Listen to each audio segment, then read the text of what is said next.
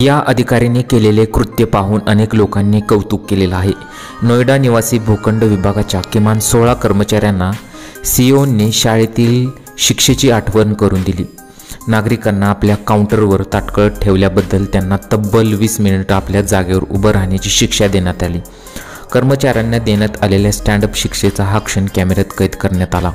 नोएडाचे CEO doctor Lokesh M यांच्या आदेशानुसार ही शिक्षा देण्यात आली। कर्मचारी काउंटरवर लोकांना दीर्घकाळ थांबवत असल्याने ते चिडले होते। ही लोक वयस्कर लोकांना ताटकळत उभं राहण्यात ठेवत होती, त्यामुळे अशी त्यांना शिक्षा देण्यात आलेली आहे। सोमवारी काय झालं, जे प्रमुख आहेत ते एका काउंटरवर एक वृद्ध माणूस उभा असल्याचं त्यांनी पाहिलं। यानंतर त्यांनी काउंटरवर असलेल्या एका महिला अधिकाऱ्याला ताबडतोब त्या वृद्ध व्यक्तीची दखल घेण्यास आणि वाट पाहायला लावू नका असं सांगितलं। जर त्यांचं काम करता येत नसेल तर त्या व्यक्तीला तसं स्पष्ट सांगण्यासही त्यांनी सांगितलं।